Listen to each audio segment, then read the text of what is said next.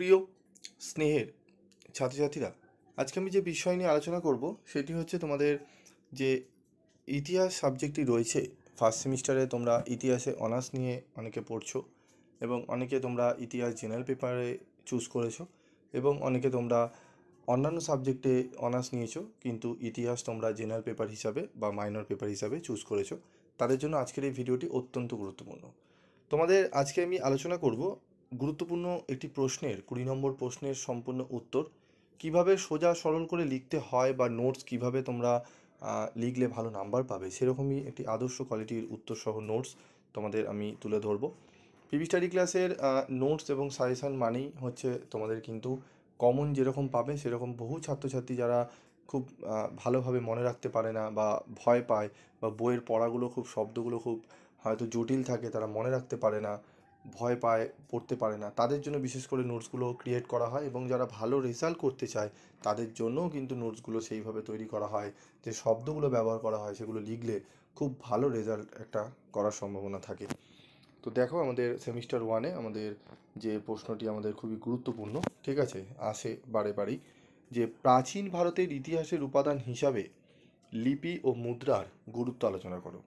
তো প্রথমে আমি ভূমিকা দিয়ে স্টার্ট করব। বৈজ্ঞানিক ভিত্তিতে প্রাচীন ভারতের ইতিহাস রচনা করা সম্ভব নয়। এর কারণ হলো প্রাচীনকালে আমাদের পূর্বপুরুষেরা ধারাবাহিক ইতিহাস রচনায় আগ্রহী ছিলেন না।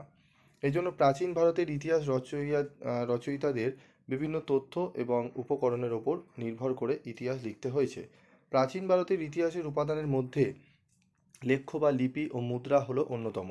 এই লিপিগুলি ভারত ছাড়াও মধ্য এশিয়া, চীন, পূর্ব ভারতীয় দ্বীপপুঞ্জের নানা স্থানে পাওয়া গেছে। প্রাচীন ভারতের ইতিহাসের উপাদান হিসাবে প্রায় 60,000 লিপি পাওয়া গেছে।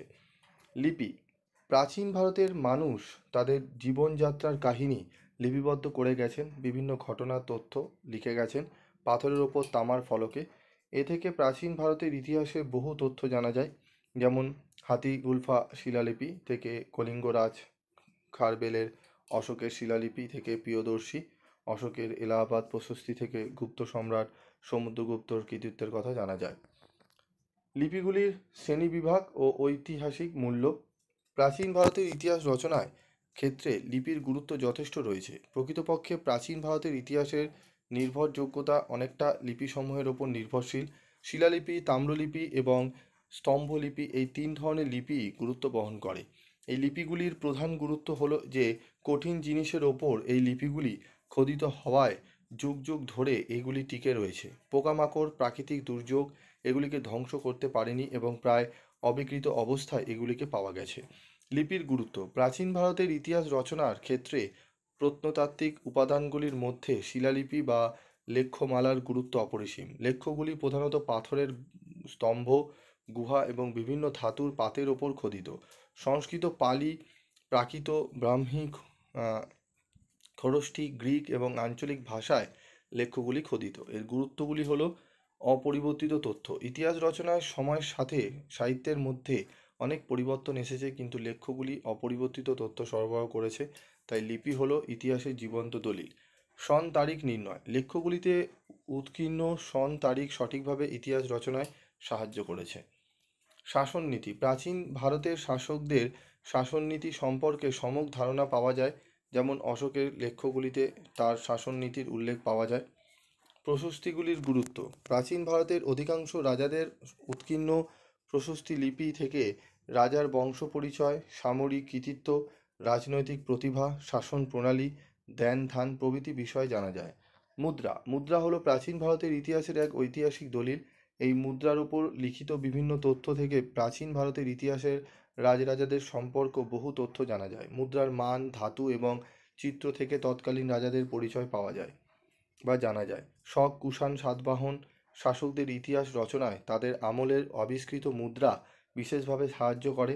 সমুদ্রগুপ্তের বীণা বাদনরত মুদ্রা থেকে সঙ্গীতের প্রতি তার অনুরাগের পরিচয় জানা যায়। কনিষ্কের সাম্রাজ্য ভারতের অভ্যন্তরে কতদূর বিস্তৃত ছিল তাহা তার মুদ্রা থেকে জানা যায়। মুদ্রার গুরুত্ব, গুরুত্ব বিচারে লিপির পরেই মুদ্রার স্থান। প্রাচীন ভারতের মুদ্রাগুলি সোনা, রূপা ও তামা দিয়ে তৈরি করা হতো। এর গুরুত্বগুলি হলো তথ্য যাচাই, প্রাচীন ভারতের ইতিহাস রচনায় মুদ্রার মূল্য যথেষ্ট। লেখ্যগুলির মতো মুদ্রাগুলিও অন্যান্য সূত্র থেকে প্রাপ্ত তথ্যগুলি সংশোধন, সমর্থন বা যাচাই করে থাকে। রাজার রাজ্যসীমা।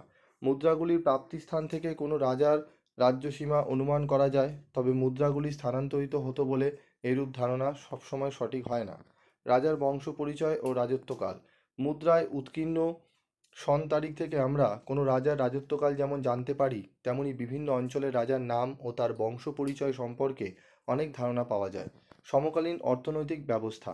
মুদ্রায় ব্যবহৃত ধাতু কোনো যুগের অর্থনৈতিক অবস্থা, মুদ্রার মান প্রভৃতি সম্পর্কে ধারণা দেয়। স্বর্ণ মুদ্রা যেমন সমৃদ্ধির পরিচয় বহন করে, তেমনি হীনমানের ধাতুর মুদ্রা আর্থিক সংকটের পরিচয় দেয়। রাজাদের ব্যক্তিগত রুচিবোধ। মুদ্রায় খোদিত মূর্তি থেকে রাজাদের ব্যক্তিগত রুচির পরিচয় পাওয়া যায়।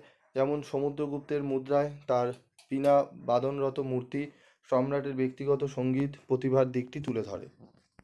ঠিক আছে, তো এই ছিল তোমাদের উত্তর। আমি তোমাদের আশা করি সহজ ভাষায় তোমাদের বোঝাতে পেরেছি যে প্রাচীন ভারতের ইতিহাসের উপাদান হিসাবে লিপি ও মুদ্রার গুরুত্ব আলোচনা করো। তো প্রত্যেকটা ইম্পর্টেন্ট কোশ্চেন এবং তার ইম্পর্টেন্ট উত্তর, কোয়ালিটির উত্তর তোমাদের সামনে তুলে ধরা হবে। তোমরা চ্যানেলের সাথে থেকেও বহু প্রশ্নের উত্তর তোমরা পাবে এখান থেকে, এবং সেগুলো যদি ভালো করে এখন থেকে নোট করো, এখান থেকেই কিন্তু বহু প্রশ্নের উত্তর তোমরা করে গিয়ে পরীক্ষা খাতায় লিখতে পারবে এবং ভালো নাম্বারও তোমরা কিন্তু পাবে। আজকের মতো ভিডিওটি শেষ করছি, দেখা হচ্ছে পরবর্তী ভিডিওতে। সকলে ভালো থেকো, সুস্থ থেকো।